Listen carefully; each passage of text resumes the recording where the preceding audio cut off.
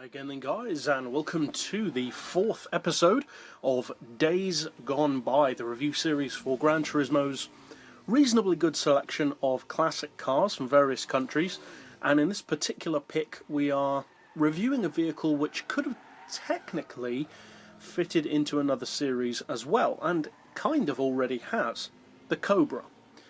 But whereas in our Pumping Iron series for the muscle cars of Gran Turismo we reviewed the Shelby Cobra, in this series we're reviewing the AC Cobra, or the 427 SC, or Supercharged, which is essentially the British version of the Cobra. Now, it's one of those sports cars which is very much a collaboration of the best of both worlds. You have the American power and the beefiness that came to the Cobra, which was originally called the Ace, and the British know-how of small sports cars. And that's always been probably the main thing that Britain's been known for as far as performance vehicles. Small sports cars, relatively simple construction, compact, lightweight, and generally pretty good handling as well, rather than pure straight-line performance.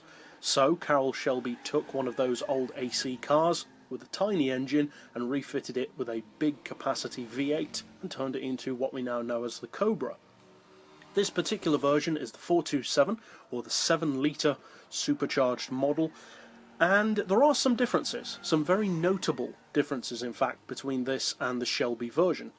For a start, this is a non-premium model, whereas the Shelby is a premium car. This version has the roof up at all times, whereas the Shelby has the roof down at all times, which is also an important thing to note depending on how you prefer to look at the car while you're driving it. That may sound like a menial thing, but to racers like me personally, I like to look at the car while I'm driving it, and I like the car to look the way that I want it to look. So that is something to be noted. Another very important feature about this car is that it's significantly cheaper than the Shelby version. Over 100 grand cheaper. And especially for drivers who perhaps don't do high payout races as often, saving that kind of money is a big deal, especially if you're maybe new to the game, or you haven't got as many cars, or you haven't progressed through the game as much.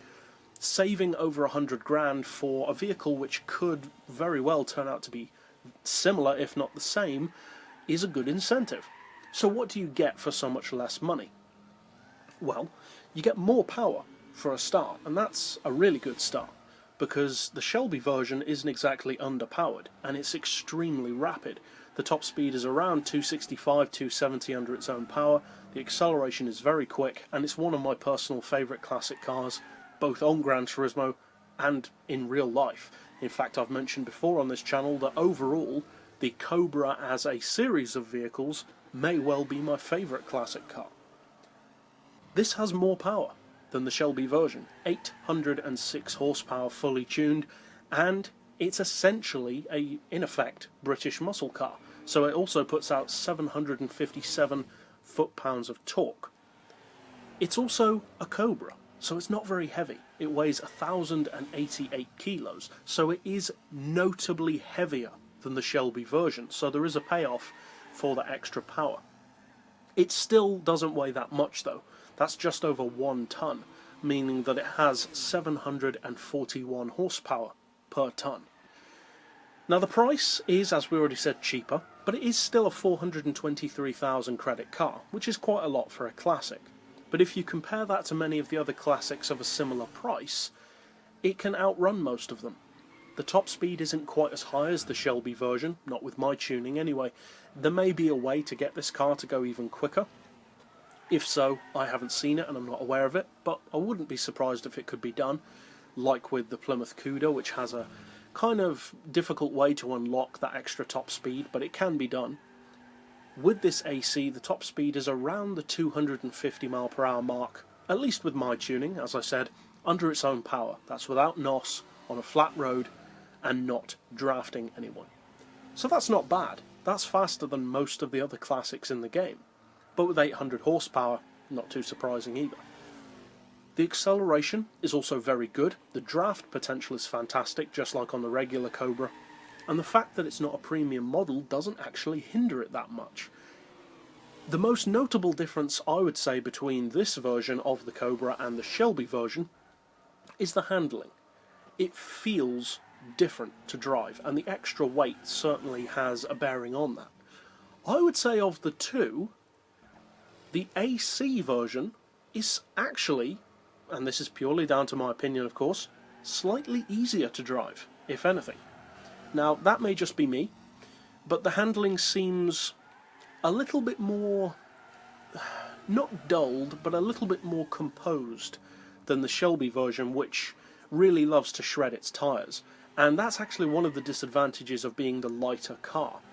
Having less weight in a vehicle with that much power, and especially that much torque, will always make the car inclined to wheel spin, considering how little downforce it has.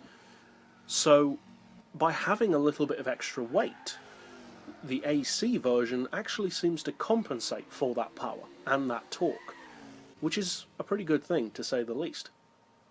Is it better around the track? Will it win more races? It's hard to say. That would depend on the driver, depend on the circuit, whether or not you require that extra bit of top speed, and also depend on how you set up the car, of course. But I'd be inclined to think, based on my driving of both versions, that the AC is possibly a little bit better handling. That being said, this is still a Cobra, and although not being a bad handling car by any means, the Cobra has a reputation for being a difficult car to master. Deservedly so. As I said, it's not a bad handling car, but it's not a beginner-friendly car either. This is a car which demands respect, and you have to be an experienced driver, at least to some degree, to be able to master the Cobra. There are other vehicles like that as well, such as the Lancia Stratos. They're very unique. They have very unique handling signatures, very unique advantages and disadvantages, and require persistence and training of yourself in order to use the car well. But if you're looking for a very strong, powerful classic, check out the Cobra in either Shelby or AC forms. But that's it for this particular episode. I'll see you guys next time, and as always, thanks for watching.